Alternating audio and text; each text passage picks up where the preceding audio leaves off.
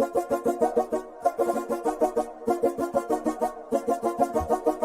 now, Five Star Properties and Pod Slamma Jamma present Let's Rage Coogs, streaming on the Houston Roundball Review YouTube channel.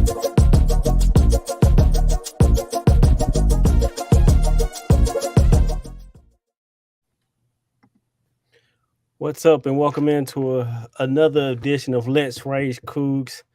Close game, too close for my liking. Dayon Dunlap and Chris Gardner here to start the show before Aqib and Andy get to join us. But quick takeaways about the close game with Rice.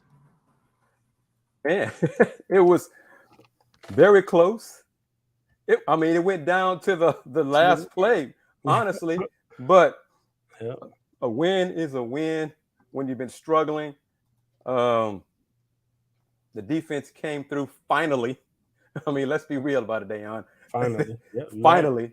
A win's a win, man. I mean, it's really the penalties were a concern. Too many penalties in the second half. The team still isn't consistent enough, but they got the win. They're 2-2 now, and let's just go with that. I mean, really, that's all we can say. Yeah, that's really it, man. I don't even know what to say. I got a calls during the game, like, hey, like, what are you thinking? Like, what's going on? Like, are we gonna lose? I'm like, I don't know. I don't really have the answers. I mean, not just myself. I think so many people have bought into the hype of what could be this year, not going against about what happened last year and how the season played out. But today it was just like, as the game kept going on, I just wasn't surprised. Like, nothing really surprised me on how the game went, although I did predict that they would win by double digits. And I'm just watching, and I'm like, we are really who we are. We are who the tape say we are. And right now, we're just looking like a mediocre football program. And I would ask you this, man. What is up with the first half play calling? It seems like the whole staff, again, just is taking the first half off. They're not aggressive. They're not attacking. In a way, like at halftime, okay, the first half stuff did not work. So now let's be aggressive. Really? Yeah, that first half play calling, it's been like that for all of the games. It's like, it seems as if I don't know what the game plan. It's hard to tell that there's a game plan. I'm sure there's a game plan, but it's like, once the game starts, I don't know if it just gets thrown out the window. I know you script your first play drive, but after that, what are the adjustments? Where are the adjustments? I will say that second half, like you said, that first drive, like, where is that to start the game? Like, when you have a weapon like Tank, like we have, I mean, I don't know, you don't really want to force feed them, but you want to force feed them. Like, at least get them the ball early to get them in a rhythm versus dire, I don't want to say dire needs, but when the game is close, you're like, okay, we just got to go to them. We got to go to them. Why not jumpstart the game with that?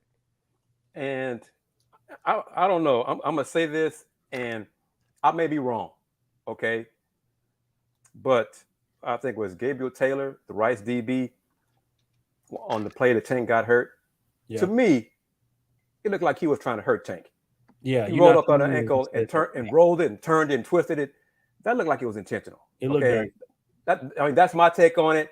No, I got the same take. I agree. It definitely looked dirty. Someone called me like, "Did you see that?" I agree. I saw the same thing. It looked dirty. He turned and twisted, gave it an extra turn and tried to twist it. And that definitely looked dirty. But how about the secondary? I mean, I know we lost 2 players to the NFL in the secondary, but we had McCaffrey out there looking like Cooper Kupp. Yeah. I mean, like, he was getting busy. And Rosner, too, the big wide receiver for Rice, the 6'5" young man who caught the Hail Mary at the end, set up the final play, which is another issue. I don't know why Dana called timeout, because the clock would have started as soon as the ref blew the whistle. Game would have been over. Once the ball is ready to play. Yeah. So, again, man, a win's a win. I mean, it's not. There were so many things to concern us, but they found a way to win, and we can talk about it. I'm typing up stats as as we're talking. Man, Tajon Henry, 17 carries, 112 yards. I mean, we saw glimpses of some positives, but other stuff, too many penalties in the second half. It's just they're not consistent enough. They got to play better once conference play starts. Rice is better, but I mean, my goodness, man, the Coogs almost lost to Rice. Almost lost to Rice. Okay, so that says a lot to me right there. Says a lot to me too. But before we continue the show, we'll actually let you guys know that this show is sponsored by 5 Star Properties, a Dallas-based company owned by a UH alum. If you're facing foreclosures or need to sell your house as is for cash, call 972-532-SELL or visit their website at 5starprops.com. That's 5starprops.com. Yeah, they almost lost to Rice. What in that first half, what was it that Rice was doing from your point of view or UH didn't do? I know we just talked about the slow start, but I mean, defensively, offensively, what was it that Rice was doing that really they look like the better team in the first half? Let's just call it, how it is. They look like the better football team in the first half. Well, one thing I think is key.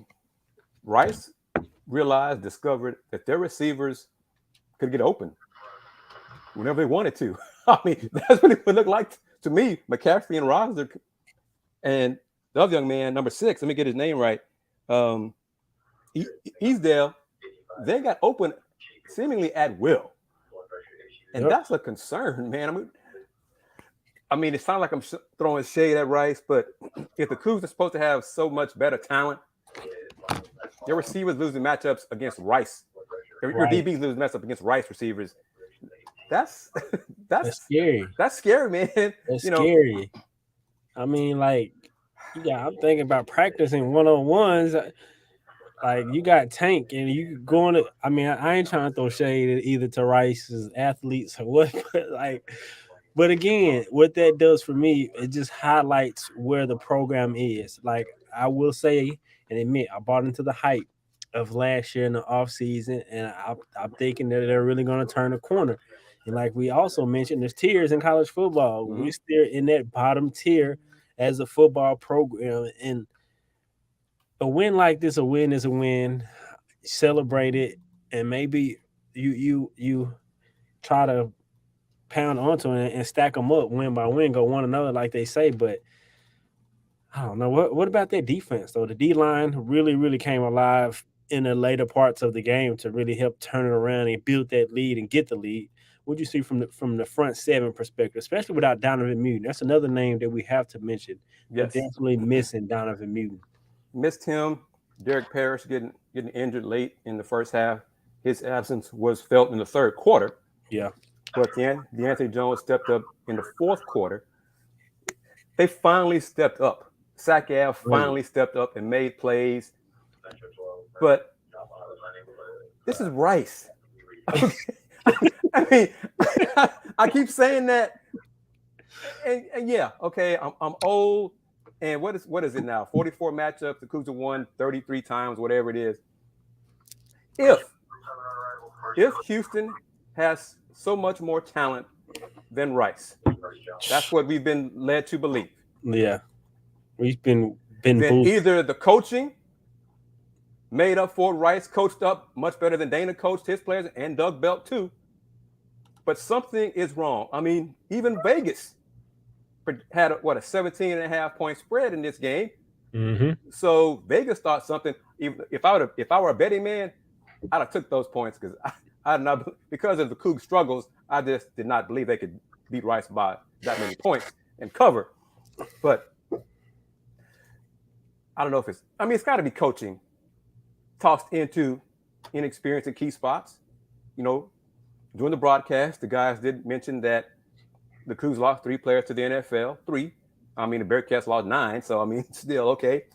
But what are we talking about here? Is the talent not there? Or is the coaching not good enough to coach up the talent? I think it's a lot of the talent. I think it has a lot to do with the talent. Just putting it on the scale of Big 12 and Big 12. Just putting it on the scale of Big 12, I think it's the talent. But I know it's Rice we're talking about, though. So I say that, but it's Rice that we're talking about. But I preface that by saying coaches can't make plays. They can put you in a situation, have you prepared and motivate you. It's a lot of different things that coaches do to help prepare a team, make adjustments, all these different things. But I think at times, if I'm a coach, I trust you. I think I would trust you to go 1-on-1 against a Rice receiver. I mean, so is that on coach or is that on player? And so, but at the same time, if you keep getting beat, you keep getting beat. Then Yeah. it's like on coaches to make an adjustment. And everybody tuning in on YouTube, Twitter, Luke McCaffrey was open on that last play. Yeah. He beat Rodgers on the slant inside. The pass was just a little behind him. If he'd have led, we might be in overtime, and this show may not be starting right now because McCaffrey won off line of scrimmage and was open. And this is a man who played quarterback prior to this season before switching to wide receiver. I would say he got good genetics, though. So oh yeah, I can't lie. He got strong. good genetics.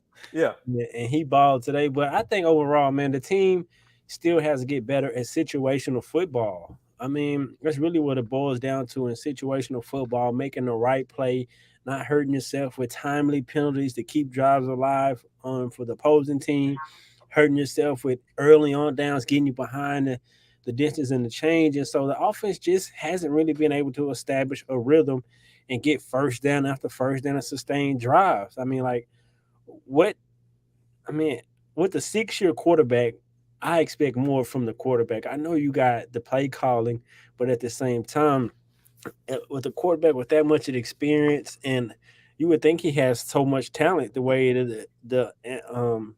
the commentators talk about him. Last week they said he was the best quarterback UH has had since Case Keenum. They said that, and so I'm like, why don't you make it more plays as a thrower of the football? And I'm asking you and Andy and Aqib, I think, are getting post game with Coach Holgorsen right now, so they'll join us as soon as they're able to. Clayton Tune been in the sixth year in the system or as a quarterback. I don't believe he's allowed to call audibles. I don't think so either. That's a great point. Which to me, why not? If he's so experienced in the system, if he's so good and understands the system and has a command of the system, why is he looking to the sidelines so much? Why can't he call audibles at the line of scrimmage based on what he sees on the field? I don't understand that. And once again, we've been talking about this 4 games in. The inconsistency, the offensive line, inconsistent throughout the game. Run blocking good sometimes, then the pass blocking not good. Pass blocking is good sometimes, run blocking is not good sometimes. So that's still an issue in these first 4 games. The team won. Houston is 2-2. Mm-hmm. So that is the bottom line of it. They got to play better. But Tank Dell, he came back in the game. 2 of the Coogs O-linemen finished the game despite being banged up. So now the injuries starting to pile up on the team. Derek Parrish didn't finish the game. Didn't come back in the second half. Paul didn't finish either. He didn't finish. So the injuries starting to pile up. So that's a concern. So depth might be a factor. They play Tulane this Friday, 6 p.m. start at home at TD ECU Stadium. So conference play is about to start, so let's be happy about that and focus on that. But Rice almost beat Houston today. And I mean, we're saying it. People tuning in on YouTube and Twitter are saying it. Rice almost beat Houston today. So I think all the talk, all the hype coming into the season with the Coogs is over. It's done now. It's over. But I want to ask you, my man, and everybody tuning in,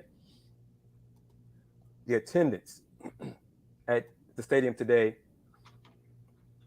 And I'm not harping on them because I don't know what can be done with these afternoon kickoffs in Houston in September. It's hot and humid as hell in Houston, 12, 1, 2, 3, 4, and 5 o'clock. I saw on one of the Coug boards, folks passed out because of heat stroke today. So it's hard to me to blast the fans when they got to deal with this heat and humidity game in, game out at home.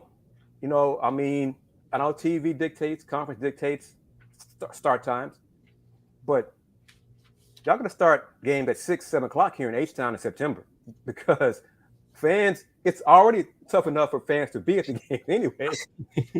So if it's a 12, 2:30, 5 o'clock in September, fans are like, my health is more important than my alma mater, so I'm gonna stay at home and watch it. So we'll see. But yeah, serious, man. Folks said they got heat stroke, passing out, and I'm like, I understand. That's tough, man. Because both of the commentators during the game, when they did a live shot on both of them were sweating inside the booth, and so that only, I mean, kind of reassures me what you said. It has to be true, and so I don't know what they can do about that. So, like, I'm like you. I'm not even going to blame the fans. Not even blame the fans per se, but just kind of harp on them because we kind of been critical of them of attendance in the past, but it's with reason this time. It's then especially with the teams playing how they're playing.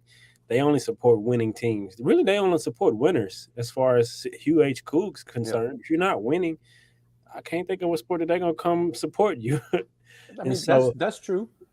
And let me ask you this, and I want to get your thoughts on this, and folks, as well as folks commenting. I don't understand from a business perspective why Chris Pesman is so adamant about continuing to play Rice every year, because Rice does not draw well. Attendance-wise, they don't draw well at Rice nor at TD ECU Stadium, because so money-wise, this cannot be a financial benefit to UH athletics to play Rice. Yeah, that's a good point. Like, what are the incentives to play Rice? What are we gaining outside of that? Because you lose against Rice, that's even if you have a close game against Rice, is a lose-lose situation. And so that's a great point. And I never thought about that, but that's such a great point. Like, why do that? But I do want to go back to one of your points a second ago about Clayton Tune making audibles. I wonder how much of that is him not being allowed to do so, and how much of that is him not being comfortable or reading defense and being comfortable making those adjustments, and how much trust is that within him or his ability to not do so. Because like I said, a 6-year quarterback, I expect all of that at the line. I expect you come to the line of scrimmage, see the coverage that you're getting, see who is one-on-one before the play snap read. If it's Tank, one-on-one anytime we go into him, or whatever receiver that you have that's you like that matchup, that's those pre-snap reads you expect from a 6-year quarterback, in my opinion. And so quarterback play could and should be a lot better, in my opinion. But the running game, Tajon Henry, he showed up in back-to-back games. He did whatever he has to do when his numbers called, receiving out of the backfield, running the football, had a big penalty in the game, but then made up for it with those 2 runs. One of them was a touchdown. And so, I mean, he really stepped up, especially without Brandon Campbell. He really played well today, Tajon Henry. All right. I'm producing as well, so Andy's giving me instructions on the back end. So we got a segment coming up with Hoop and Holler. Is it time for it? The Hoop and Holler commercial, my man, Dayon, you got the read ready? Yes, sir. So we got all right, Hoop and Holler producing this segment, and now we're going to play the commercial from Hoop and Holler. You ready? Wait, hold on. I don't add 2 if you're needing the face is damaged. I only have all the 5-star reads. Okay, no, we're straight to it then. We're going right to it. And then we go into some questions from the fans, because one of them, I've been asking this for 4 games. So, all right, here we go. Big Hawk commercial.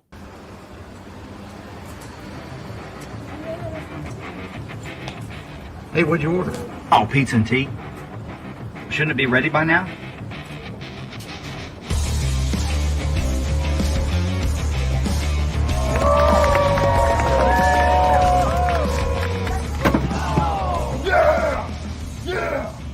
Yeah! Oh, man. I guess we'll get the lunch special.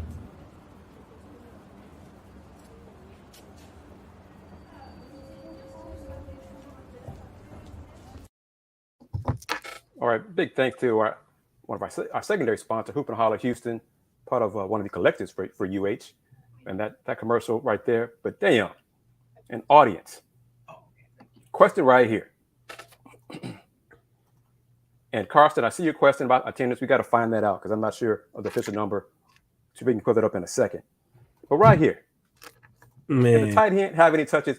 I saw Christian on the field. I saw his number. I don't even know if he went out in any routes today. So what is up with that? How can you go from being a weapon last season to a non-factor the first 4 games of this season? that's a $1 million question that I wish I knew the answer to, but it's definitely a question that needs answers. I mean, you look at the way that he played last year, he was a safety blanket for Clayton, Mhm. and especially with Tank drawing so much coverage, you would think that Christian Trahan ability to catch the football will open it up even more over the middle. But I'm just astounded. That's crazy. I actually got a phone call at that same exact question. Why isn't Trahan getting any passes thrown to him this year? And I'm like, I have no idea. I mean, he's a good tight end with good hands, can block. We see him blocking often and a lot, Mhm. but like, why isn't any? It just goes back to, I would guess, game planning and like, what do you say? I don't know. I mean, he's definitely someone, another senior with for sure hands. I mean, I can't recall many drops from him. He catches everything, can make plays, athletic.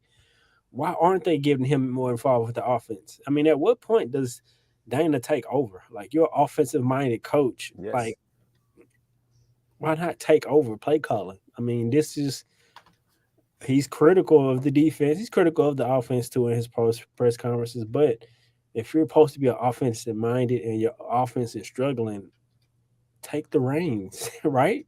Yeah. And from the beginning of the game, right. don't wait until the third quarter, because I think the Cougs have trailed all 4 games thus far this season. Offense has been sluggish, in a slumber the first half, pretty much, except for one great start. But let me toss this out to you and the audience. Kansas is 4-0. Texas Tech beat the Longhorns. So how bad are the Cougs if they lose? Their losses are to KU and Texas Tech. I'm being facetious because I still are concerned about this football team. But Hey, I will say that Kansas look like they got some. That quarterback, man, we saw him last week. He put on another good performance this week. I don't know how their season gonna play out, but if he keep playing like he's playing and they winning, he got to be in the Heisman race. So, and who would have thought that? And let me go back to a comment I saw earlier, because this is a great point. We talked about the heat and everything at TD ECU Stadium. A lot of Big 12 games start at 11 o'clock or 2:30. Yeah. So that's going to be, and so we're going to see what happens next year. We're going to see what happens because a lot of UH fans, supporters, alums have said the attendance will be better when we play better opponents. You know how I've harped on that for a long, long time. Too many UH people come to the games to see who the Cougs are playing rather than who the Cougs themselves. Okay, well, 11 o'clock, it's still hot. 2:30, it's hotter. It's still going to be humid in H-Town in September. Yeah. Y'all going to be there to see Texas Tech, Baylor, Kansas. Well, let's be real. It's probably going to be more fans from that side at the stadium than UH fans. Especially when you get into that Big 12 and the fans don't show up. These teams travel. Their fan base is travel. And so you don't travel. You don't come out against a team like a Baylor or a Tech or a Kansas State. You name them, they will travel. And so, but like you said, that's a 100% true statement. The Houston fans, Cougar fans come out to see the other team. And the last time it was sold out, packed out, they came to see Lamar Jackson. Yep. That's fact. And so the team was good then too, but I went to go see Lamar Jackson myself. And so, I mean, that is 100% true. But will they really show up? If the team is bad, will they really show up to see them play another school who may be good at the time? And so, I mean, I don't know if I really believe that the attendance will get better with opponents getting better, because I know it's a bigger name, but if this team still isn't winning, I don't know, will they really show up? I think it goes hand in hand. They do come out to see the other team. At the same time, they also only support the team when it's winning. Agreed. And the announced attendance was 26,377. And that's probably tickets purchased, because I'm not sure if we saw 26,377 inside the stadium, especially in the first half, because the sun was just beating down on that other side of the field, the right side of the field. It looked empty over there. It looked, and I mean, I don't know if I should say understandable, because it's Houston. It's hot. We know it's hot. So, I mean, it's tough, because I don't want people to suffer heat stroke, anything like that. But you bought the ticket, come to the game a little bit and go back in the shade and get some water or whatever. So, and I'm not even sure if the stadium was designed in the right direction, because, that's a whole other issue. I mean, it's done now. They can't change anything about that. Yeah. But we'll see. This is a fair weather town, especially college sports. They love winners to a point. Yeah. But they also want to see the opponent. And I'm not sure. I'm with you. I'm not sure the move to the Big 12 will solve the attendance problem. Yeah. I think it'll. Yeah, I agree. I don't know what will, but next week is going to be tough, man. Against a Tulane team with a quarterback who I think could play at the next level potentially with some of his talent. I've seen him play numerous of times, but barely beating Rice. That's just, I don't even know. Like, I'm watching, like, I wonder what's the comment saying. Let me see. I see him now. Like, Oklahoma is playing currently. Man, like, fans, what do y'all think? Like, how y'all feeling about? I know Perry was ready for basketball season. Practice is Tuesday. First practice is Tuesday. Man, I hear football talk around me, and I don't even say nothing, especially when man. And you know what? Before the season, Clayton was ranked the best quarterback in Texas, and Houston was ranked the best team in Texas. Yeah. Right now, Texas Tech is looking like they might be the best team in Texas. Although I will say, I would wholeheartedly believe if Quinn Evers played for Texas, they beat Texas Tech. I will say that. But a win is a win. You beat whoever is on the field. I give them credit. And so, where do we go from here? Like, I'm lost. I don't know.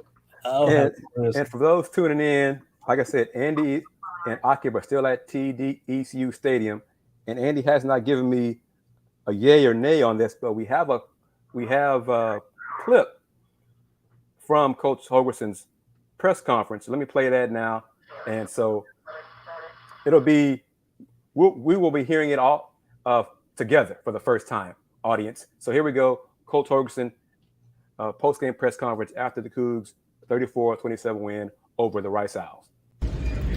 Give Rice a lot of credit. They put a lot into this one. You can tell they were coming off a good win last week, so they were feeling pretty good about themselves. At the end of the day, it was a heck of a football game. It's the 44th time for the Bayou Bucket. I mean, it means something to a lot of people, like I said all week, and it's not surprising this was a close game.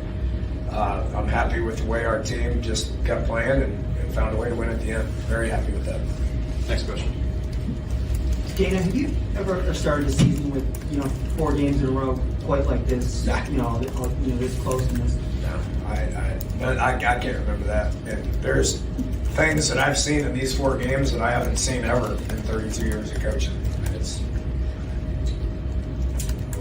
We'll line up and do it again next week. 6 nights from tonight, got another one.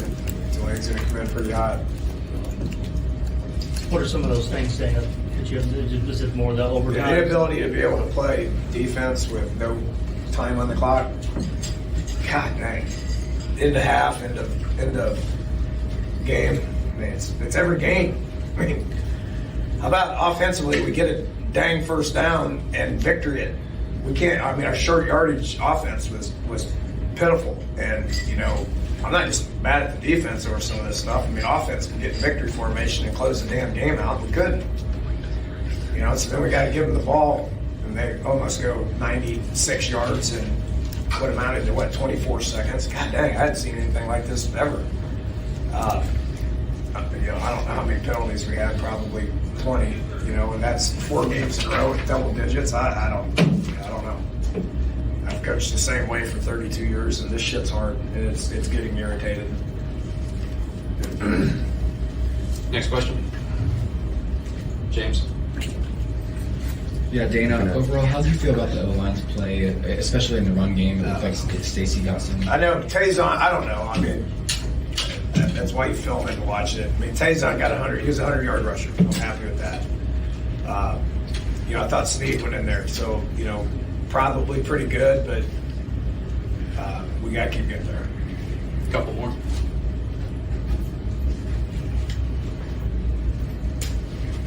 Dana, what were you guys able to do to get Tank open when he was in there? It seems like you were able to, get him going. They had 100 yards.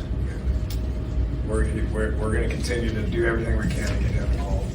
They were playing a lot of man coverage. They got good little corner nickel guys.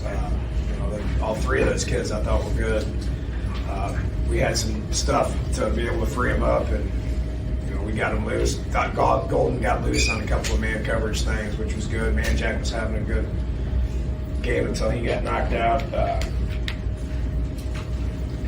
It's a good win. It's a trophy game. Happy to get the trophy. Thank you, guys. Well, there you go. It's a good win. Happy to get the trophy. Coach Holgorsen said in 32 years he hasn't changed his coaching style.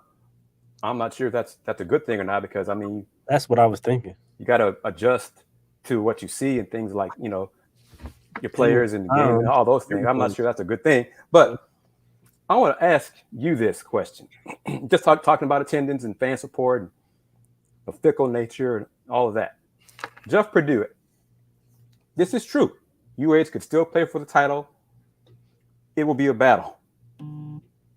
But do you think the Coogs going 8-0 in conference play will return? We'll see larger crowds at home based on who's left on the schedule. Let's say, let me pull up the schedule real fast. Let me see. And look at the schedule. Okay, I got it right here. Next games, let's say if they win 1, 2, 3, 4. Let's say if they win their next 5 in a row, and that's wins against Tulane, Memphis, Navy, South Florida, and SMU on the road. Do I think that would have a more crowd for a game against Temple? No, I don't. What about, let's just say they win 6 in a row. Then they have at East Carolina. Let's say they win 7 in a row. Then you get close out the season at home against Tulsa. I don't think so.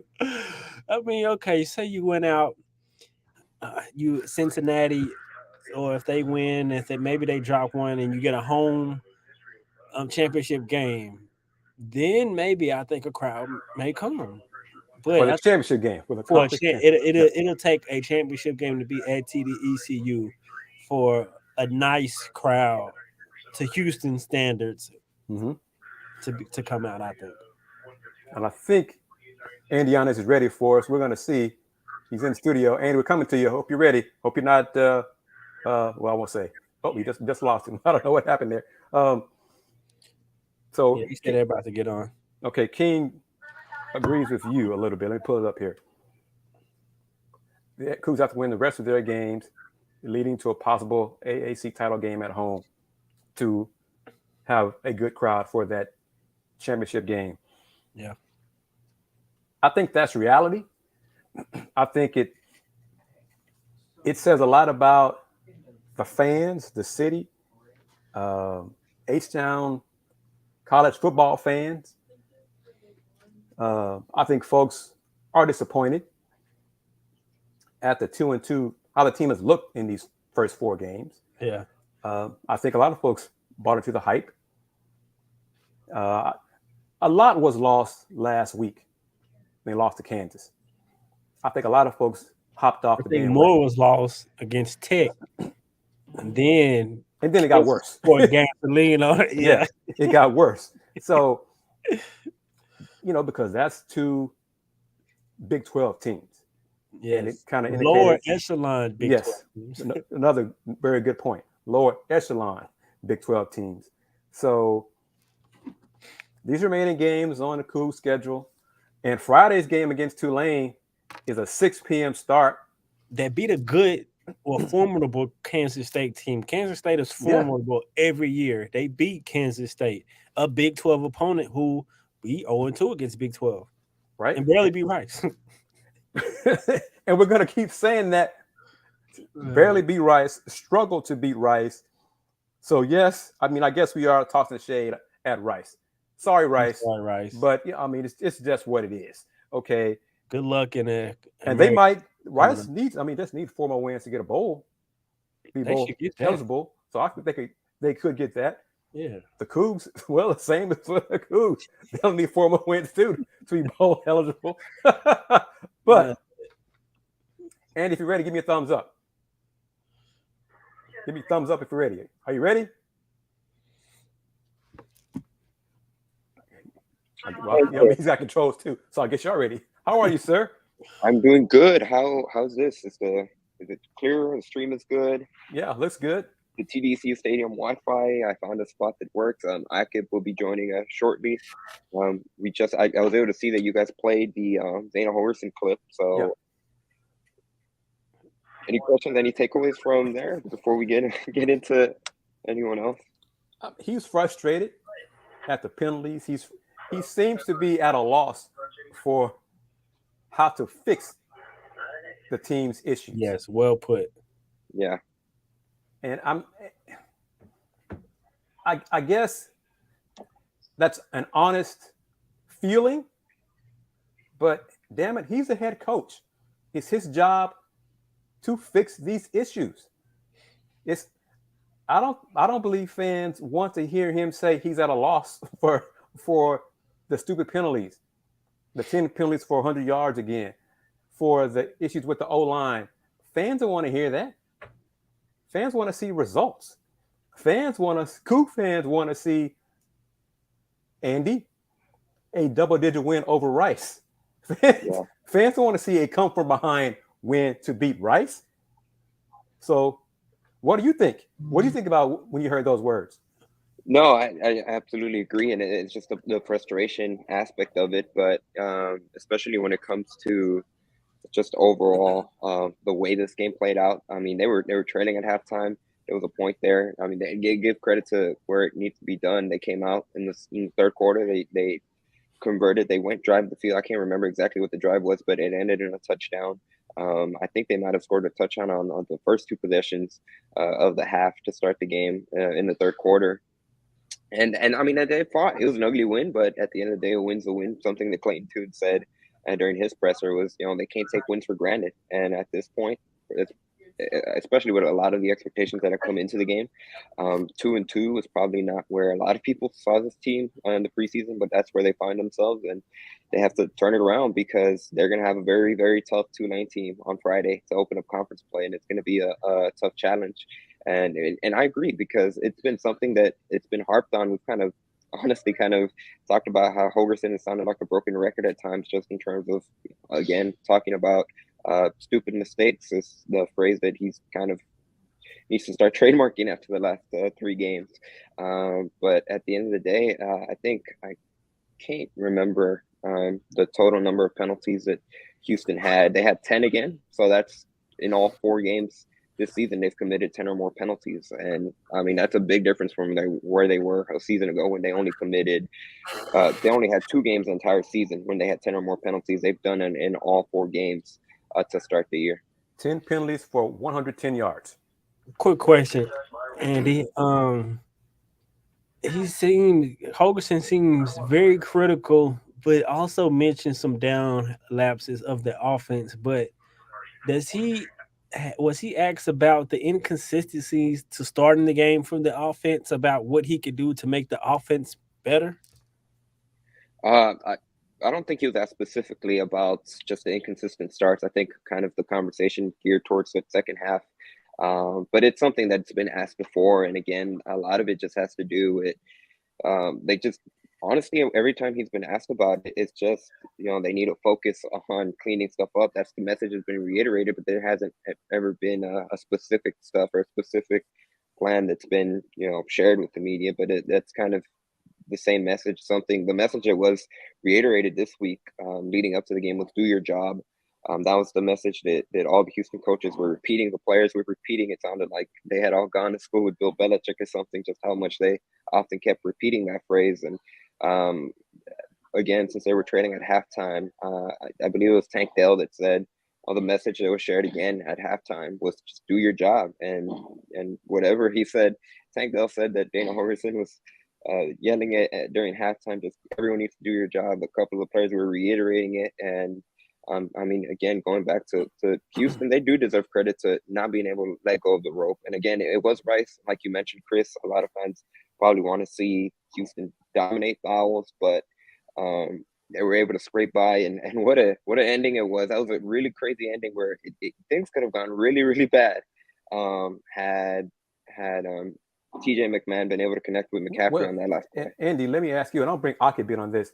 And I don't know if you want me to pull up the comments from a fan, because I don't want to cover up the hoop and holler Houston, so I just read it. But super inconsistent, giving away big plays on defense, dumb penalties, nullifying big plays on offense, and a sputtering offense. That's been the case for these 4 games. Okay, so it's almost, I think you said it last week, Andy, after 3 games, now it's 4, their inconsistency is not their consistency. Because the issues are there game in, game out. Okay, it's just a question of when it's going to go haywire at some point in the game. And how much does the quarterback take for the blame? If it was going all well, we would give the quarterback so much praise. He's doing this, he's doing that. But me personally, I can only speak for me. I expect more from Clayton Tune. I mean, from how he played last year to how he played second half against UTSA, like I can see it, but then once again I see Ryan Fitzpatrick. I see glimpses of you can do something. And then I see like, okay, it's just Clayton too. I don't know what to say, but I gotta go. You guys, I gotta get ready to anchor the 10 o'clock news. Aqib, what's up, brother? What's your take? Hold on, before I go, I gotta hear his take. I gotta hear what he thinks about it. I gotta hear it. It started off amazing, 7-0, and then it kind of went downhill, and it was just back and forth the whole time.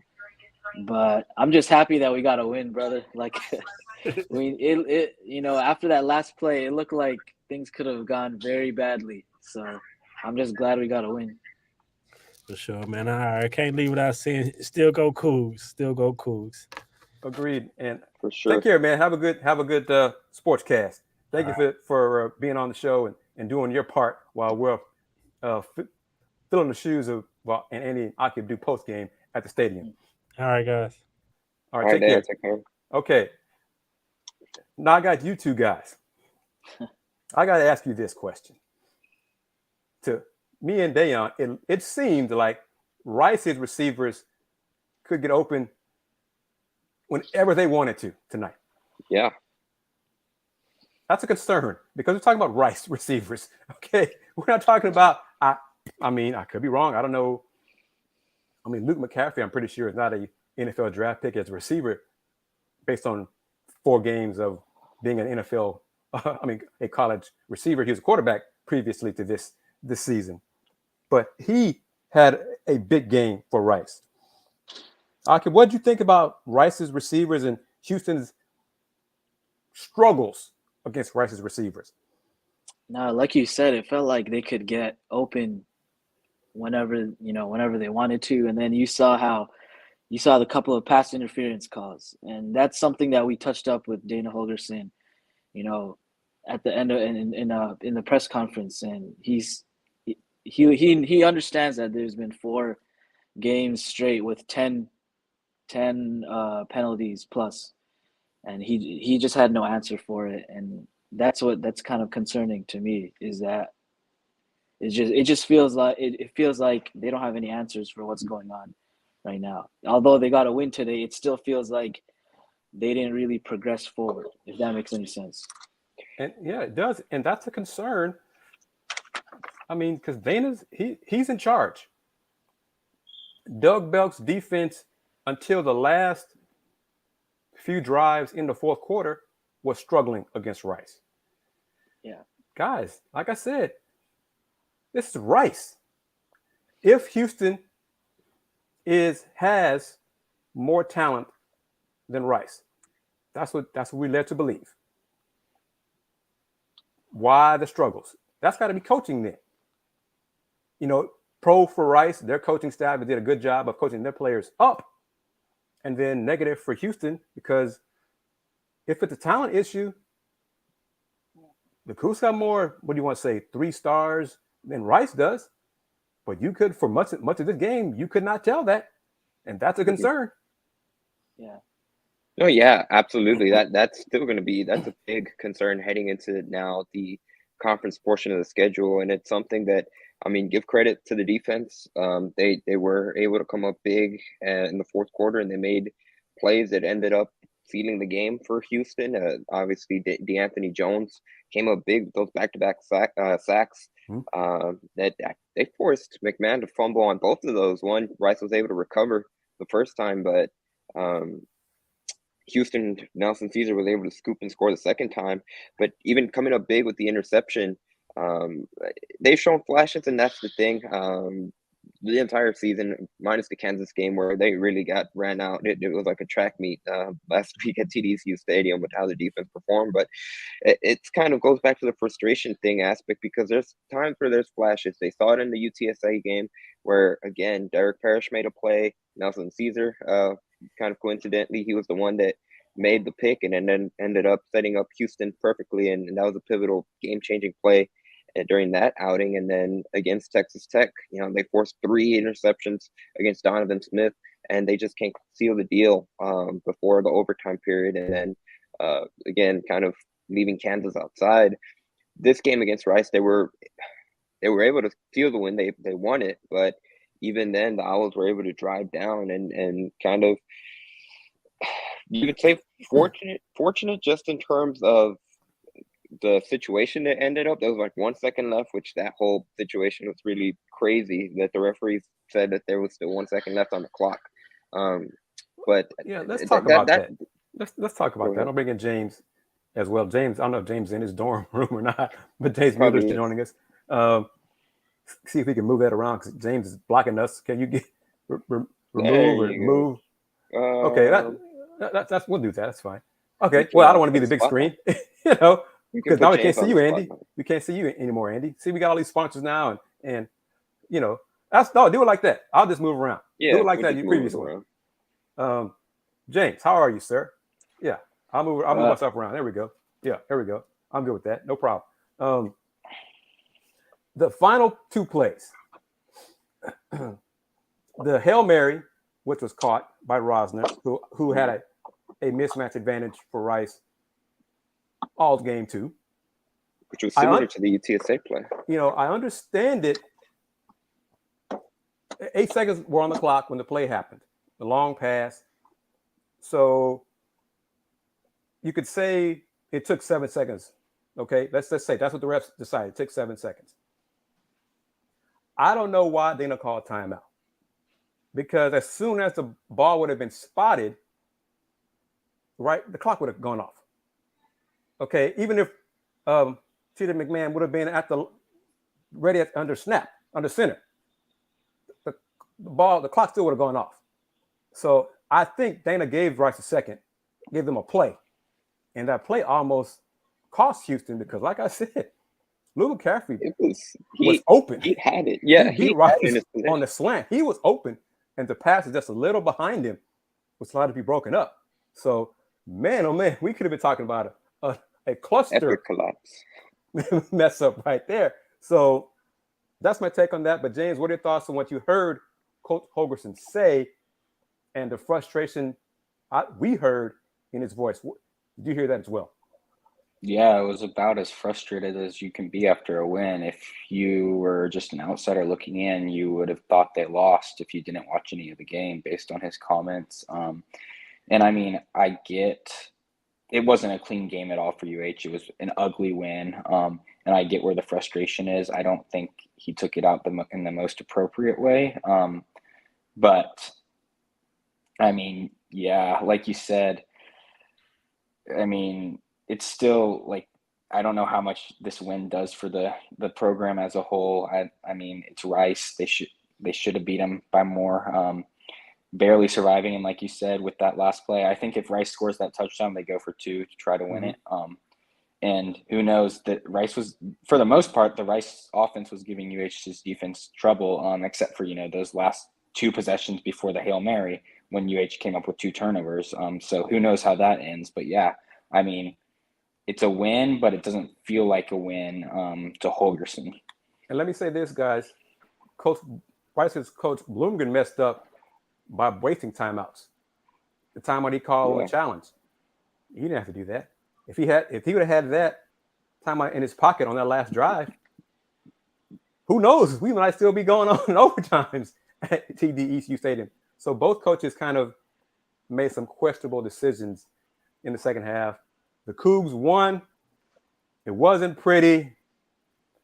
I want to get you guys' take on the attendance, the heat and humidity. What can be done, if anything, to improve attendance, to help the fans deal with the heat and humidity?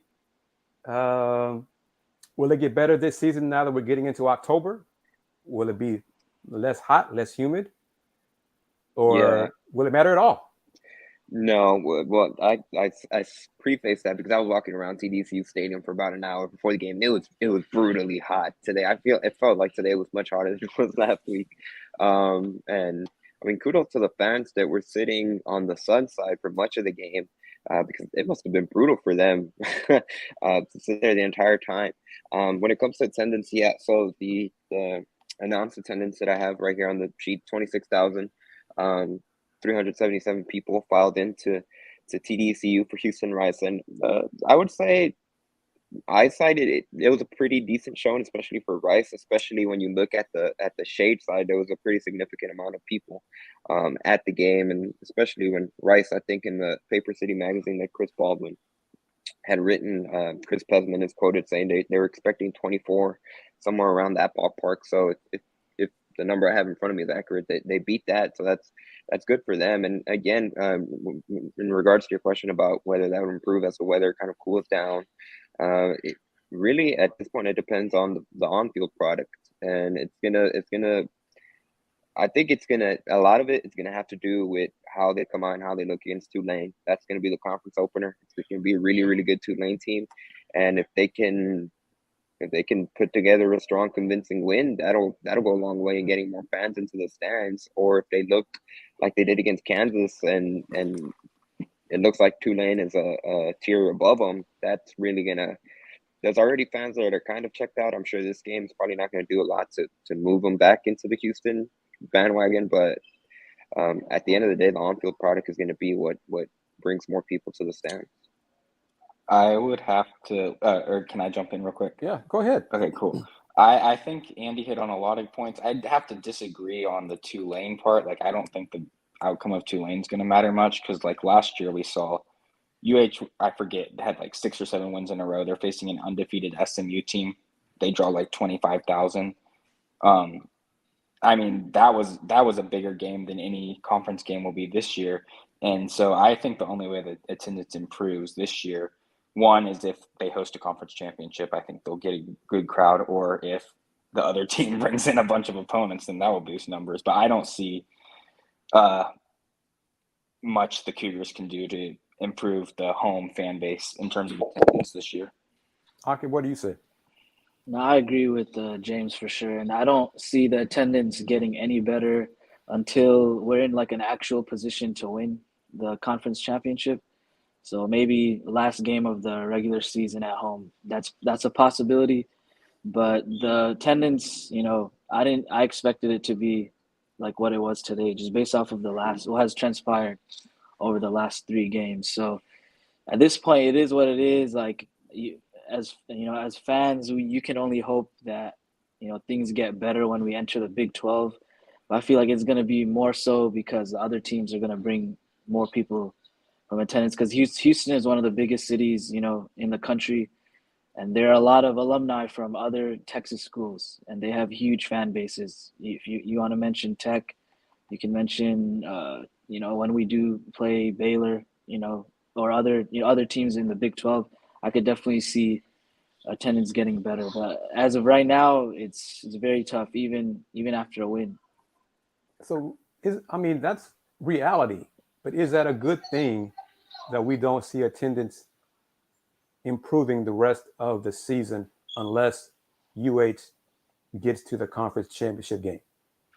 I mean, I think I mentioned this last week, how it's kind of 50-50, like on both.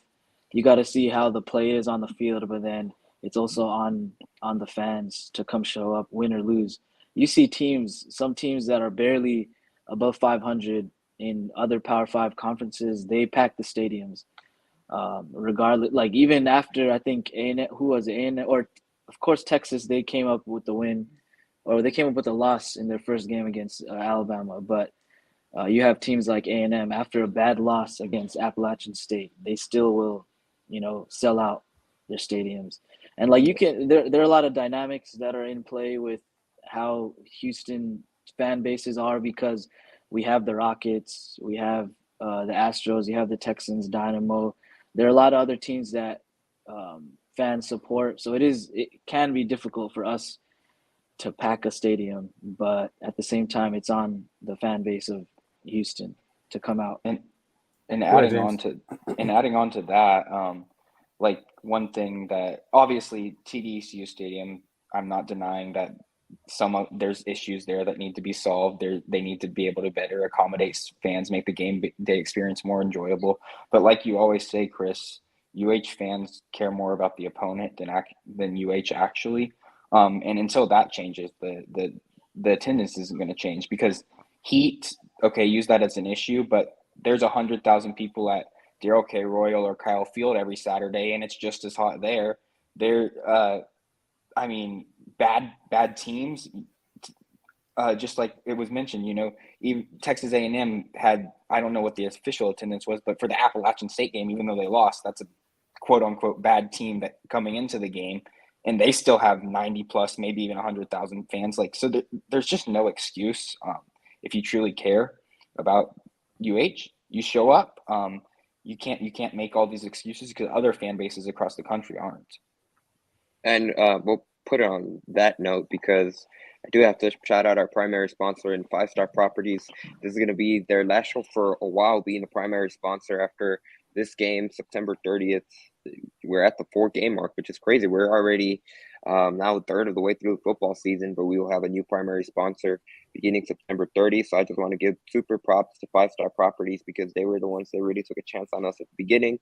They were the first one that kind of jumped on board, and we've really seen that growth early on through just 4 games of the football season. And obviously we'll stay with it for the remainder of the games in the football season. We'll stay with it once the men's basketball season starts on November 7th.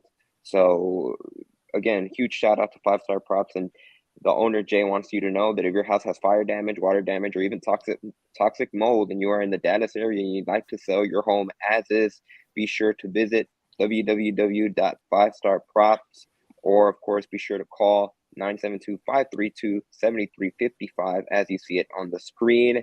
We'd also like to point out that Hoop and Holler, that it's been in the left-hand corner for the past various minutes of the show.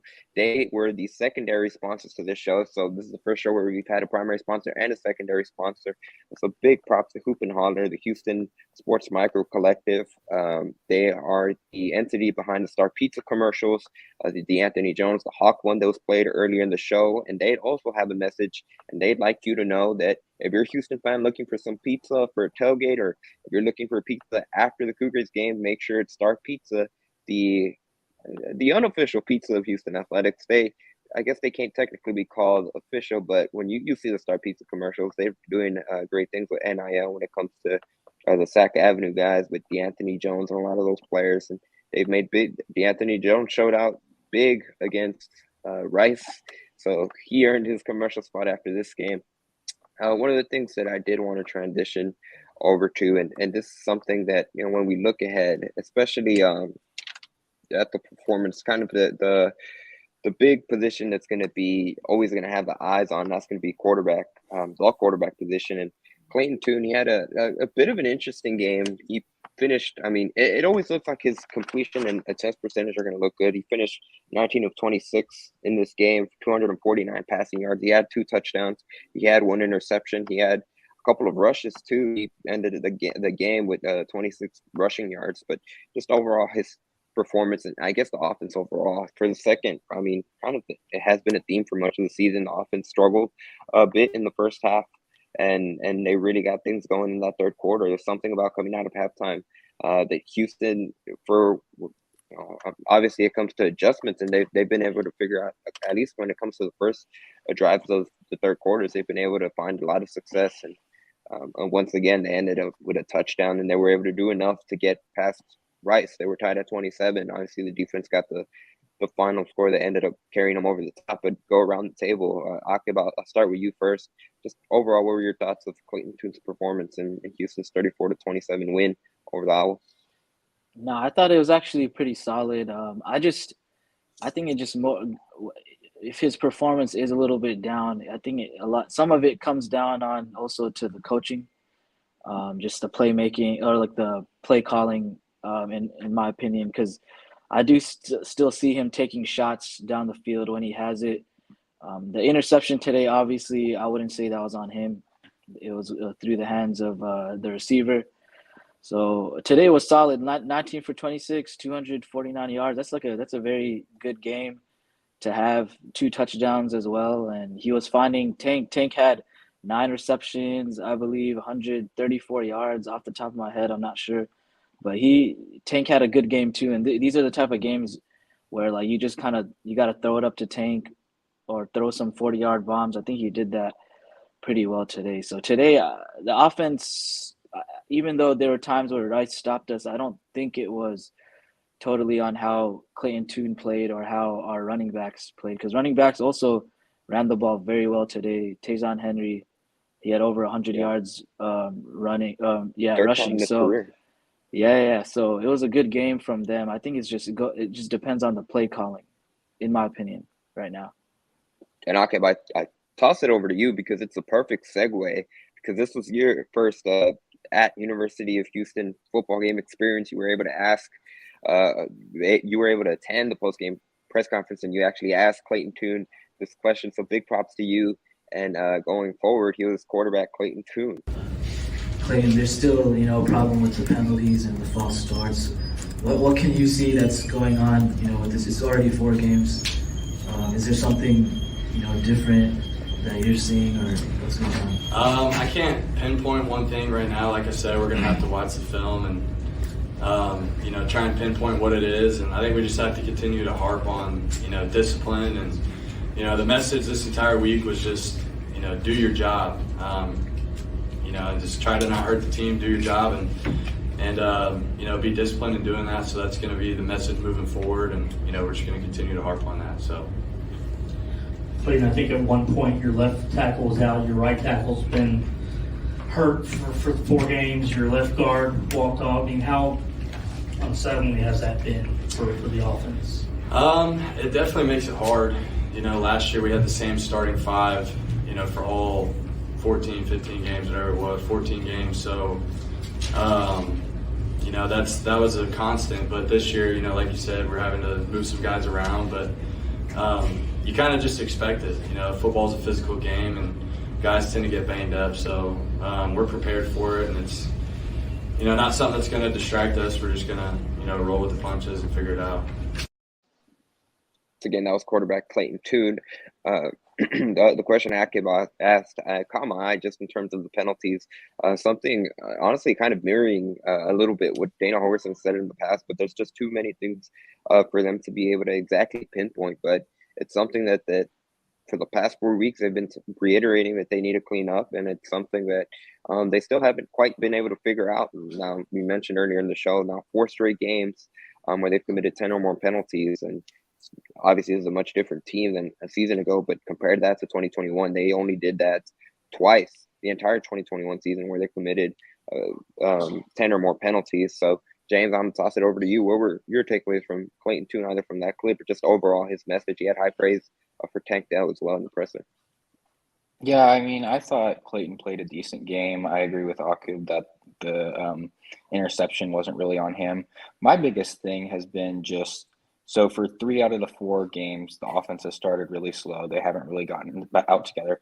But then in 3 of the 4 games, they've come out of the second half just looking completely different. You know, you had the big shot against Texas Tech. They go right down the field against Kansas and score. And then today, the big play to Tank Dell. Why aren't they coming out like that in the first half? Like, agreed. I mean, why are you waiting so long? Because yes, Tune's numbers look fine, and I think he played a fine game. But just imagine if you come out taking some shots, taking some risk. We could be seeing some of them. I mean, we could be talking about a much different Clayton Tune. So yeah, that's my big thing. Is just I just don't understand why they're waiting till the second half to take all these shots, and yeah.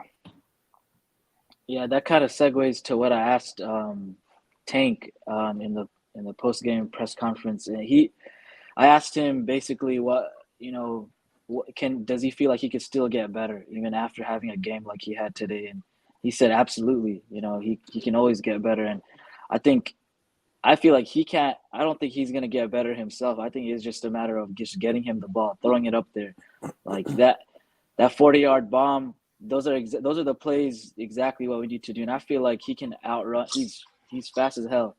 He can outrun almost any other defender. And he also mentioned how he saw the coverage. It was all man coverage.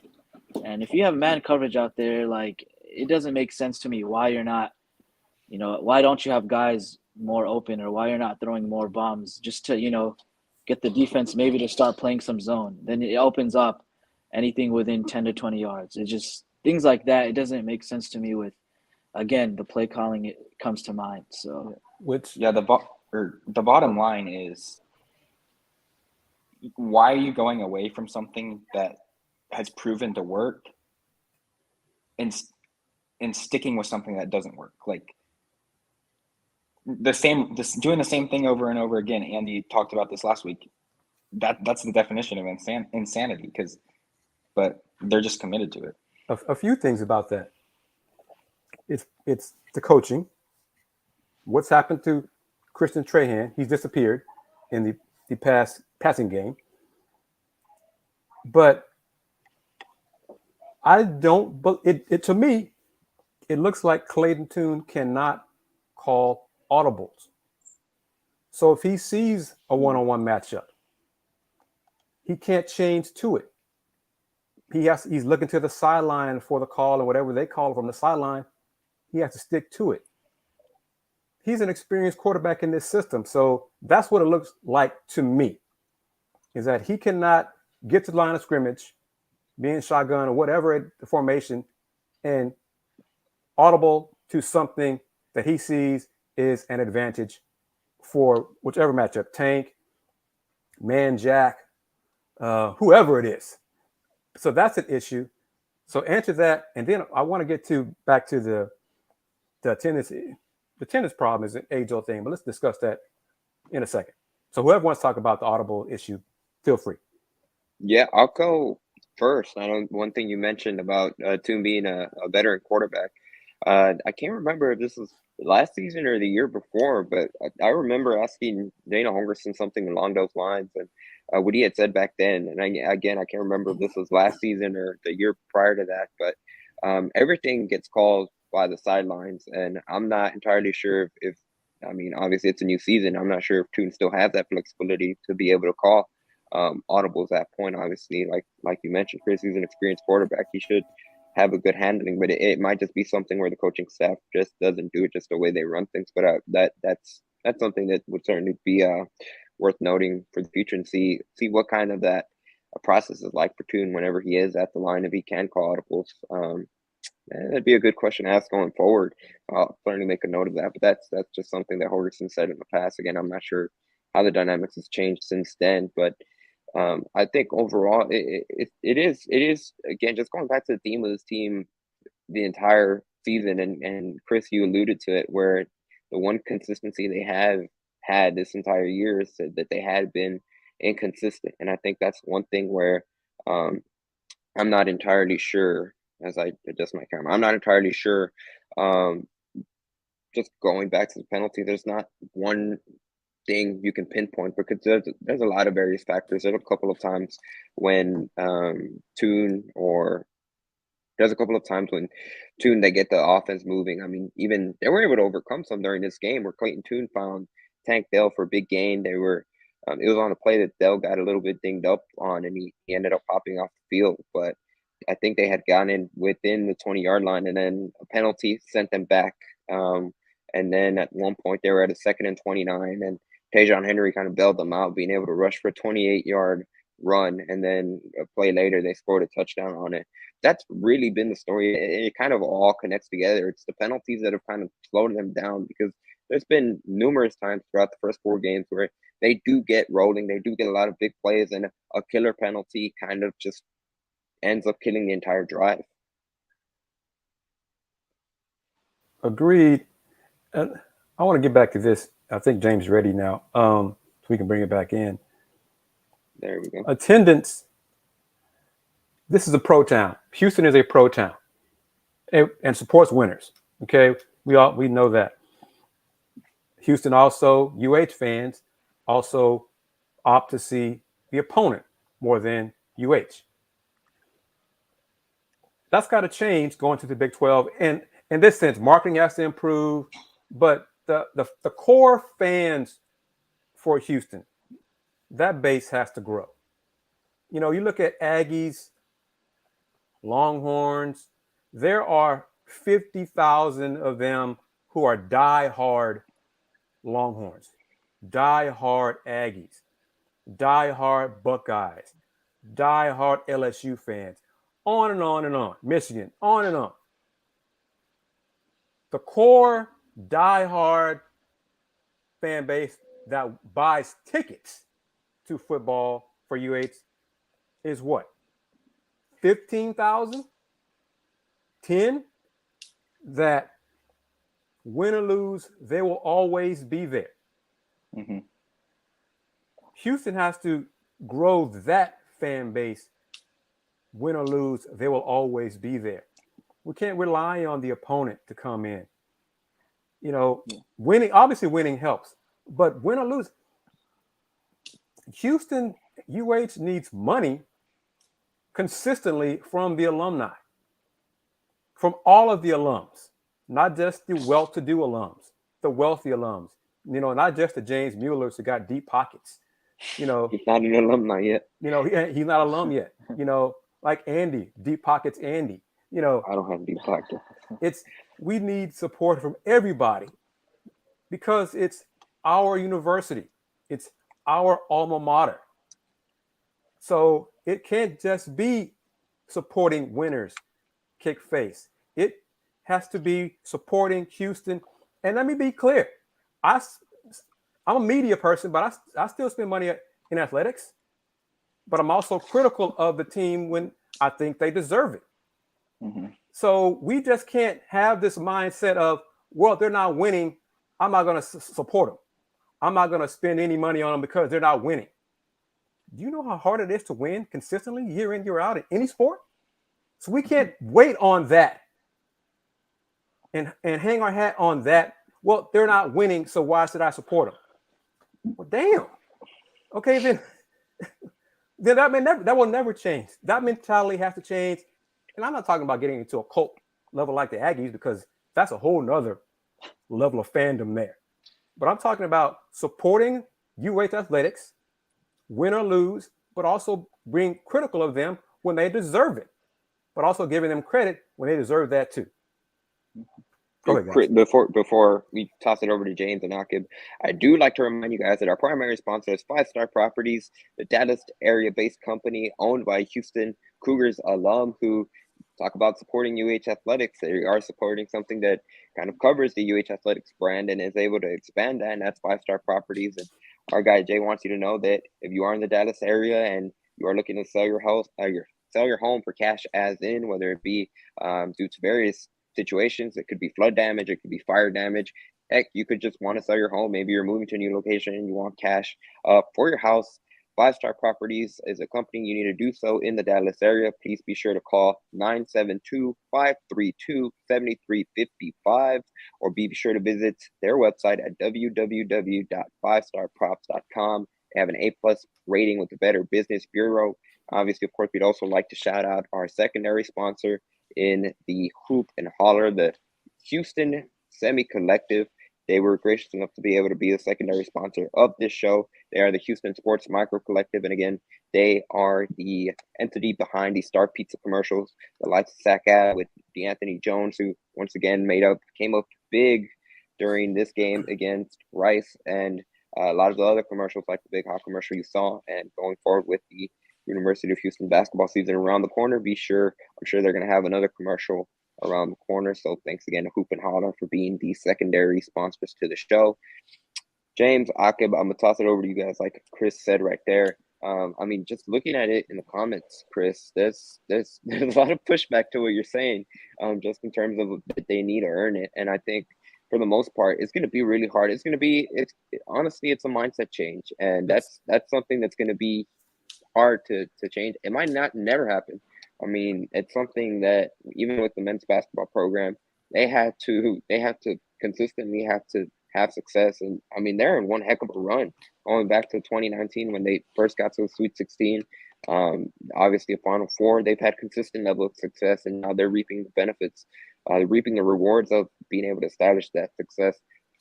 I think the football team was in a point where fans were optimistic that could be established, and when it didn't happen right away, again, a lot of it had to do with a lot of the hype coming into the season. It's something that Nelson Caesar postgame actually said himself. He kind of alluded to it, where coming into the season, Houston Cougars, they felt really good about themselves. He said that they were probably thinking they were, and just I'm paraphrasing a little bit, but this were along with the words that he said.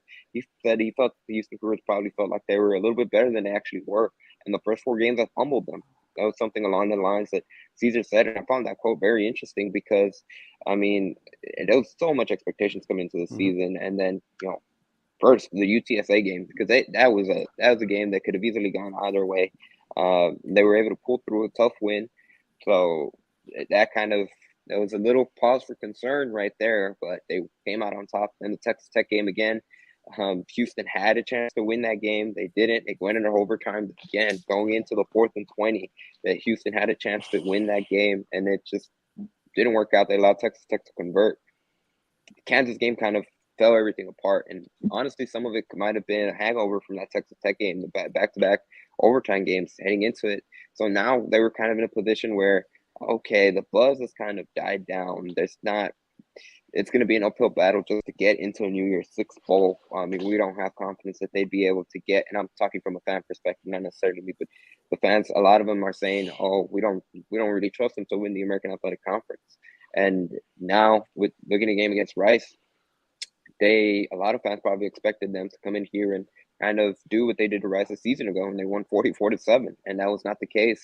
TJ McMahon, I mean, he had a really good game. He had a couple of throws they were incredible, but when you look at the expectations that Houston came into the season and what they have been able to put on film through the first 4 games, it's got a lot of fans reeling, really, and honestly, it kind of took all the buzz away from a lot of the optimism, because there was talks, which Chris, James, we kind of talked about on Post Hockey Sports. We didn't necessarily buy into it, but there were some people, some national outlets saying that Houston could do what Cincinnati did and kind of sneak into the college football playoff, which that right there was probably unreasonable expectations to put on his team to start with. But certainly a New Year's Six bowl was something that probably a lot of fan bases were looking forward to, and now it's going to be an uphill battle just to get to that point for Houston. But I think at the end of the day, if they can get it together and that on-field product is what's going to get those supporters to come, and I mean, from the comments we've been able to see, there's a lot of pushback to what you said, Chris. But at the end of the day, if they start winning a lot of games, and like Aqib said, if they can host, or I believe it was James that said, if they can host an American Athletic Championship game in Houston, that'll get the fans through the door. But at the end of the day, now it's wait and see. If they get to the point, and again, it depends on how they do with the conference schedule they have. I think if they can look dominant doing it, it's not like even then I don't think they'd end up going through conference slate where they're like getting bye games. But if they can host the conference championship game, I think that'll get fans through there. Certainly north of 30,000 and 40,000, the big goal. Maybe I think if they host the championship game, that'll get fans through the door. Maybe I'm just being optimistic. See, what concerns me is I sent a picture to you, Chris and Andy, before the game, is the students. I think that tells a lot about the future. You look at all these great fan bases, and why do they continue to do it? Because their students are invested. They're bought in. They fill those bleachers every time. The picture I sent to you was a little under 40 minutes before. There was no more than 20 students in the game. In the student section, it ended up filling probably half up, which is about 2,500. That's nothing. Yeah. If you can't get that, if you can't get these students, that concerns me for the future. Where is this next level, the new level of alumni? Because a lot of these people that are the 10 to 15,000 people that, you know, are win or lose, we're going to support the Coogs, are of the older generation. True. And so, you know, 10 years down the road, if you keep having these same issues with the students where you're not able to fill, I don't know, I can't tell you the last time the student section has been completely full, and that's only requiring 5,000. And you look at other schools, like you can look at the videos on Twitter last night from Texas Tech, thousands of kids camping out. I mean, just look at the videos from Kansas. Yeah, Kansas, yeah. Like kids camp out, they go insane for these things. And UH, I mean, it's the easiest thing. You walk into the door and you're in. It's a free ticket and you still can't fill it up. So that's what's concerning me about the future. And if we'll even see this change, because I do think, like y'all have all hit on the points, you know, winning helps, but you also have to have that interest from people. And right now, I just don't think there's that interest. What do you say about all this? Nothing that I haven't said already, but I'll be honest, like there's a lot of dynamics that play into the attendance. Everyone is right here. James, you're right about, you know, the students not showing up. Chris, you're right about just fans and alumni needing to be supportive. But like, it's gonna take like a group effort. Of course, the winning has to be there, but then even when we're not winning, I'll just to mention a couple of things. Like there's with regards to students, you know, this is still a commuter school largely, and like. Even for me, I live on a, you know, without traffic, it'll take me like 30 minutes. And that's supposedly not that far, right? So with traffic, you know, ends up being whatever, 40, 45 minutes. I think that's another issue as well. And I don't know if you can't really fix that part, but you can figure out a way to get more students to, you know, to dorm on campus, whether it's providing more scholarships or financial aid or what have you. That's one avenue. And then the alumni part, you know, that's definitely, like myself included, like we definitely have to be, you know, more supportive financially. But then the attendance, you know, it just comes down to people showing up and putting their butts in the seats. And I don't know how you can just fix that over one winning. Even if we have an amazing season or one winning season, I don't think it gets fixed like that right away. And Andy, I know you saw the comment about interest comes with fun opponents. That's not true. Okay, it's about not to true. Get put to the test. It's a crutch that Houston alums have relied on for 30 years. Okay, I'm 50 years old. I heard it when I was going to UH. Back when UH did not have as many students on campus. It's gotten better on campus with student life. Okay, but the crutch, you're proving my point about the opponent. You want to see the opponent rather than see UH play. And I can prove the point by basketball. Okay? Look at the games in non-conference play. Look at some of the reactions. We saw some of the reactions to the home schedule for the Cougs basketball team. Folks are like, who's this? Why don't I want to come see them play? Why aren't they playing Carolina, Duke, Texas, blah, blah, blah, blah, blah. Houston fans are conditioned to want to see the opponent rather than see Houston play. Houston basketball, Houston football, and those are the two main sports. We're not even talking about Houston baseball, women's basketball, the other sports. So the issues are they're ingrained in Houston alums. Houston alums have been kicked for so long and been down for so long. We have a defeatist attitude. Okay, I've lived it. I experience it. I see it all the time. It should not matter who the Cougs are playing. And we can talk about the poor marketing and Dana not being a great coach. And I grant you all that. I've been critical of marketing for years. Support the Houston Cougar football team. Not if they're playing Baylor, if they're playing Texas, TCU, SMU. Okay. When is the game against SMU? When is that? When is that game? That game, it's at SMU this year. It's at SMU. James, you said, what was it? SMU came to town last year. What was it? Yeah, attendance? 26,000, and that's an undefeated SMU team and a Houston team. SMU yeah, undefeated, like 17th in the country, and a Houston team that's won 6 or 7 in a row.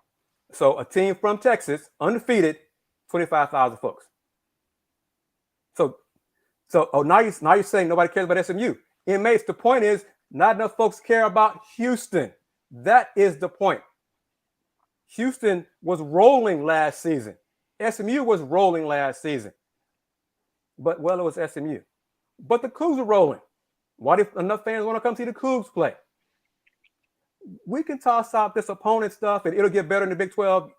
You know why we'll get better in the Big 12? Because of Baylor fans, because of TCU fans, because of Tech fans. That's why it'll get better. It's not because of us. We don't support us. We haven't done that for years.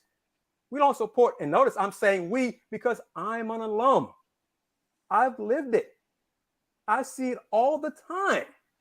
We've been saying this stuff about the opponent. Here's a fact for you. When the Cougs were rolling in the David Klingler days, go back to the Dome days.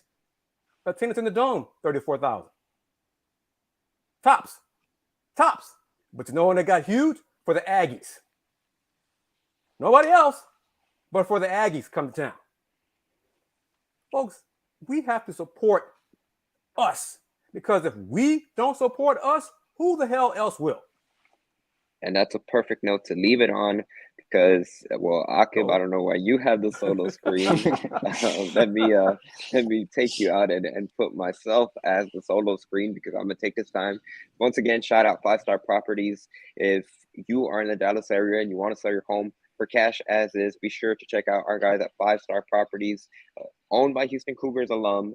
And if for whatever reason, maybe you just need money offsetting a home, maybe your home was damaged in a fire, flood damage. I know there were recent floodings in the Dallas area, so be sure to contact 5 Star Properties at 972-532-7355 or check out their website at www.5starprops.com. I also want to shout out our secondary sponsor for this show, which was Hoop and Holler Houston, the Houston Sports Micro Collective. It's again the entity behind the commercials of the Star Pizza, or the entity behind the Star Pizza commercials, the Sack App commercial with D'Anthony Jones and the Big Hawk commercial. And once again, 5 Star Properties as our primary sponsor. I'm going to take this time to plug our business card, our own show. It's mirrored, so it looks a little wonky.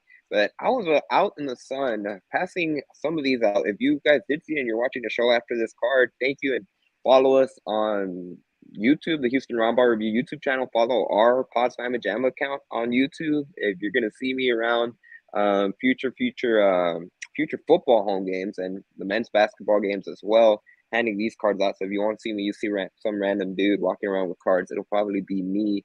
But thank you for those of you that took the time to take the cards and be able to speak with me a little bit.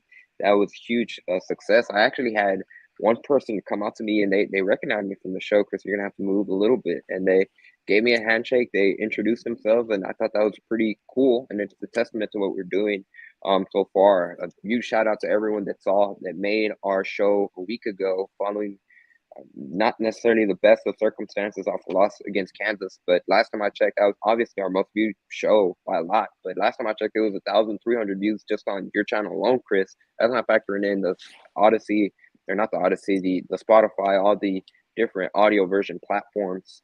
So we're building something. Is for the football game. We're going to do it after every single football game, whether it's on the road, at home, and we're going to do it for every single men's basketball game when they tip off the season on November 7th.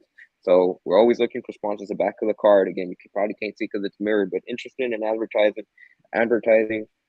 I'm going to take a quote from Brett Yormark. We are open for business. And once again, I just want to shout out 5 Star Properties for being the primary sponsor because, like you see on the screen, they were the first really business. They took a chance on us. They believed in us. And I personally will forever be grateful to Jay and for what he's been able to do for Let's Rage Coogs. And obviously, of course, Hoop and Holler as well, because they've been a regular sponsor on the show since the start of the football season. So those two entities will forever be, we'll always be indebted for them taking a chance on us.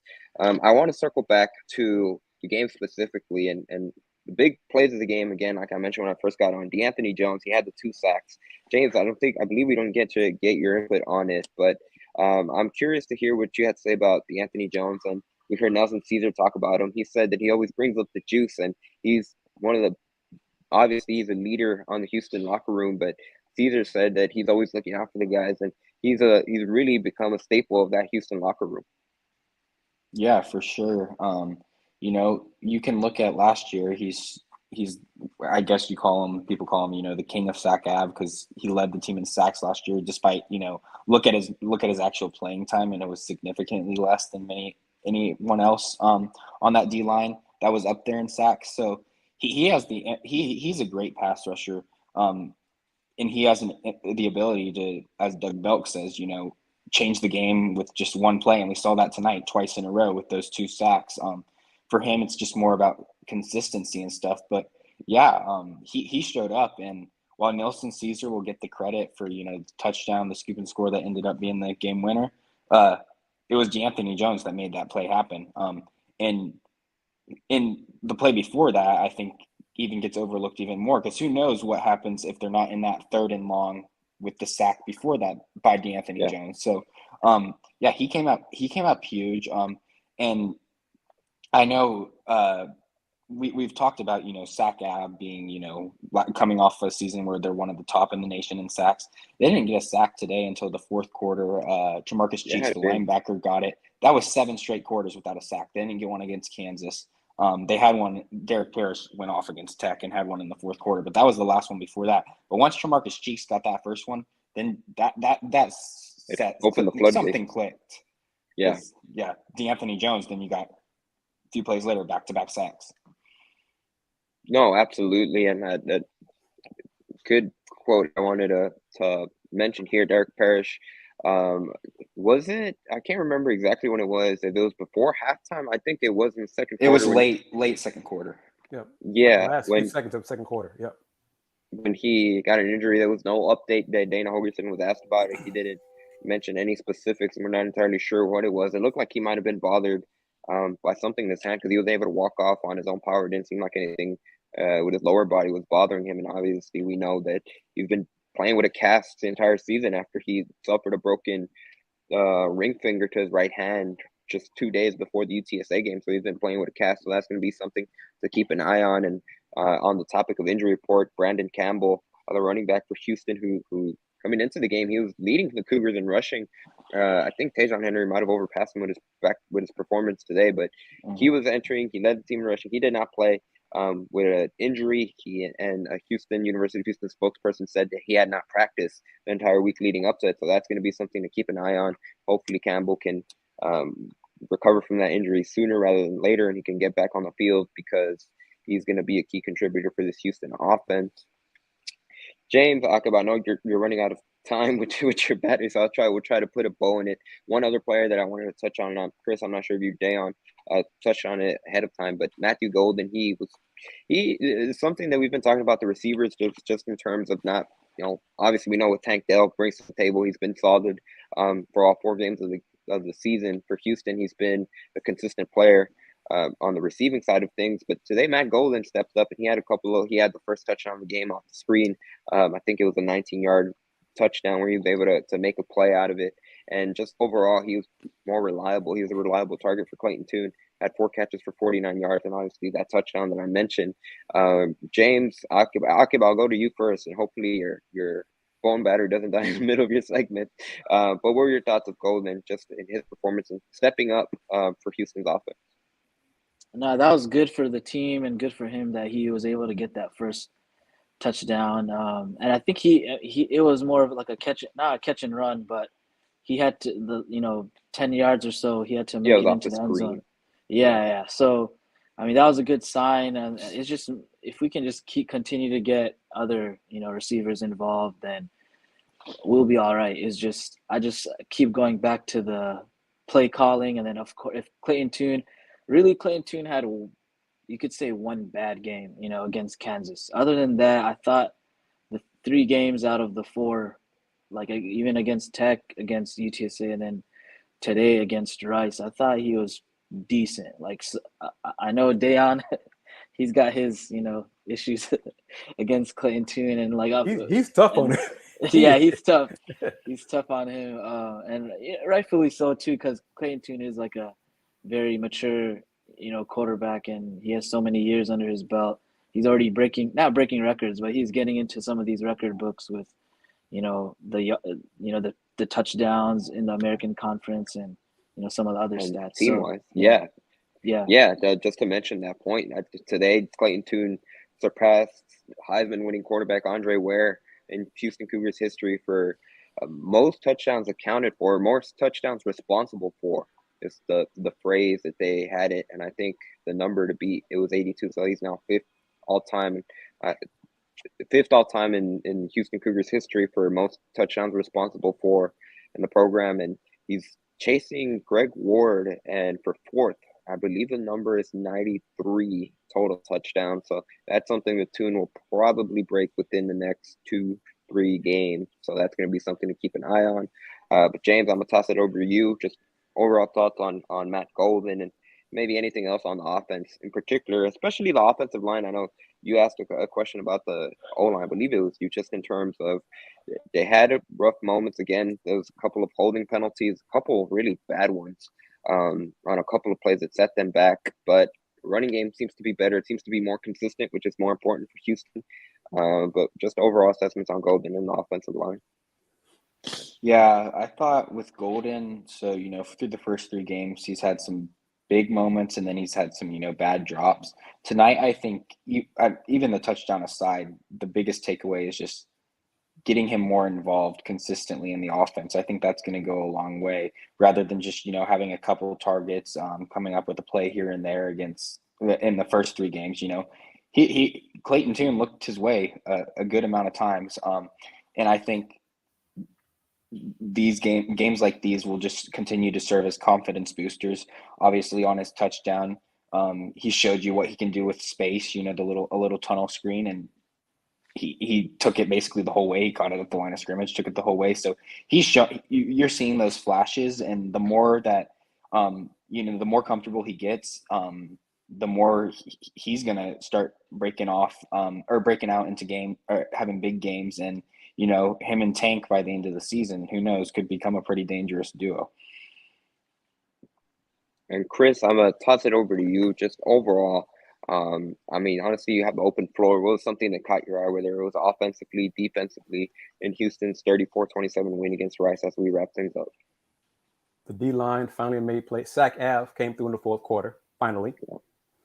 Matthew Golden is getting more comfortable in the offense. The rushing game was better. But, and this sounds negative and critical, it was Rice. How good is Rice going to be the rest of the year? Let's see UH do this against Tulane now that conference play is about to begin. Be consistent. Let's see if Clayton Tune can pass for 250 and more in conference play. Let's see if Tank Dell gets 100-plus yards per game in conference play. Let's see if Henry gets 100 plus rushing yards per game in conference play. You know, the running game consistently. They got to do that. It's the main goal now is conference championship. That's what's left for them to accomplish. Starts on Friday. For sure. And Tulane, a team that's given Houston problems the last couple of seasons. I believe Houston and Tulane opened the 2020 season a couple of years ago, and Tulane jumped out to a 24-0 lead against Houston. The Cougars were able to claw their way back and win that game. And then last season up in Louisiana, that was another tough battle. I think Houston had kind of been roles had been reversed, but Houston jumped out to an early lead, and Tulane rallied back, and the Cougars were able to answer and ended up winning by a comfortable margin. So that's going to be a tough battle. Willie Fritz has done a good job, just especially when it comes defensively, what Tulane does. And their quarterback was dynamic. So that's going to be something to keep an eye on for Houston. Might be something that gives them more problems after what we saw Donovan Smith and Jalen Daniels do for Kansas. So that's going to be something to keep an eye on. We're going to go around the Andy, James, could I add one thing? I don't know like if people are paying attention right now, but just on the challenges of Tulane. Tulane came off, a big win against Kansas State last week. Kansas State's about to beat number 6 Oklahoma. They're up 14 with a minute left. So, I mean, it's going to be a tough challenge. That just shows you how. I mean, it's not an overlook when you hear Tulane, like you said. Yep. You kind of think, but the past 2 years have been good games, and this is a legit Tulane team. And they might, honestly, with what they put together, they're going to be up there. They should be. I know Cincinnati's going to have something to say with it, but I might put Tulane as the top team heading into conference play in the American Athletic Conference. So this is not going to be an easy game for Houston, but we'll go around the table. Aqib, I'll toss it over to you first. Where can people find you, sir? And first of all, how was your first experience being, covering Houston at the stadium and attending the post-game conferences and all that? Well, Andy, it wasn't my first rodeo covering a sports event, but it was my first rodeo covering the Cougars. So this is pretty cool. It was dope, and I can't wait to cover more games and also into basketball season. I know we kept getting a couple of tweets at our PSJ account saying, when is basketball season, or this is a basketball school. So hopefully we can turn things around and prove them wrong. And you can find me, like it says on the display, at Aqib Gazi MMA on Twitter and Instagram. Aqib, I'll put you on the spot. Dana White or Dana Holgorsen? Oh man, that's a tough one, but I think it's gonna be hard to decide between both Danas. Hey, Aqib, you're a pro at this. I like the political answer right there. James, I'm gonna toss it over to you. Where can people find you, and where can people find your work? Yeah, thanks again for having me. You can find me on Twitter at JDM2186, and then all my work regarding all UH athletics coverage is at thedailycougar.com. And Chris, I'll toss it over to you. Thank you again for allowing us to use your platform on the Houston Roundball Review YouTube channel and the StreamYard platform as well. Where can people find you, sir? Twitter, the HR Review, Houston Roundball Review on YouTube, Houston Roundball Review on Instagram. Big shout out to Andy for growing this Let's Rage Cougs platform, the unofficial postgame show for Houston football, Houston Cougars football, and Houston Cougars men's basketball. Very proud of you to see what you're doing. Look forward to hoop season, and basketball fans, hoop fans, the Cougs' first practice officially of the season is Tuesday. So get ready. Chris, can I say one thing? Go ahead. We can start calling it the #1 unofficial show. Okay, that's great. That works for me. You know what? That is really good. I had never thought about that. #1 unofficial postgame show of UH Athletics. Once again, the final score here from TDECU Stadium. Houston defeats Rice 34-27. They stopped their 2-game losing streak after dropping back-to-back games to Texas Tech and Kansas. Interesting note about the Houston and Rice. Can we call it a rivalry? They called it a rivalry leading up to it. The Bayou Bucket. I know a lot of people are not going to call it a rivalry, but Houston and Rice matchups. Houston has now won 7 straight games against Rice. It is a new record between the two programs. That is the most games won by a single opponent consecutively during the history of the Houston and Rice games. That 7 games winning streak goes back to 2011. The last time Rice won was during the 2010 season. So the Bayou Bucket stays in Houston. It's something that Dana Holgorsen said. They're really proud that they were able to keep the Bayou Bucket at TDCU Stadium. So they're going to do so for one more year. They will meet again in 2023. So for you Houston Rice rivalry enthusiasts, It will be back. And Chris, I see you shaking your head. Got anything to say before we wrap it up? Business-wise, I just don't understand why the continuation of this series. Rice does not support its football team at its stadium. They don't travel the 4.5 miles. I don't see the financial incentive for the Cougs to continue this matchup. That's just me. On the Houston side of things, they actually, both sides, they had that luncheon on Wednesday, I believe. My days always run. But anyways, it sounds like there's mutual interest on both sides to keep the matchup beyond 2023. So even though Houston is joining the Big 12 and Rice is heading to the American Athletic Conference, there might be more Houston-Rice matchups this day. So at the very least, we will see next year. We'll be back for the Bayou Bucket. They'll have that luncheon. So we shall see where these two programs are a year from now. But that's going to do it for this episode of Let's Rage Coogs, the longest episode of Let's Rage Coogs we've done for a while. And once again, thank you to Chris for your platform. Thank you for Aqib for helping me alongside. He did some really great stuff on our Let's Rage Coogs Instagram account and on the Pod Slamma Jamma Twitter account. So special thanks to you, and thanks James for always being able to hop on and being able to provide your input from the perspective of, obviously, you're busy covering for the Daily Cougar. So thank you for making time. Hopping with us on this show. As you see on the screen, be sure to follow us on Instagram, TikTok, Let's Rage Cougs. Follow us on Twitter at Pod Slamma Jamma. Follow Chris on the Houston Round Bar Review. Thank you for everyone that commented. Thank you, 5 Star Properties, for sponsoring the show. Thank you, Hoop and Holler. We'll see you Friday night. It is 6 p.m. 6:30 6, yeah. 6 p.m. 6 p.m. 6 p.m. kickoff. So, I'm interested to see that crowd on a Friday. No, you're not. Friday evening. It might be brutal. It might be a late approaching crowd. But once again, Houston, Tulane, Friday, September 30th. We will be live after the show. So stay with us. And thank you for those of you that have helped and make Let's Rage Coogs a success through 4 games into the season. We'll welcome a new sponsor starting Tulane. But thanks 5 Star Properties and Hoop and Holler. Till next time. Take care.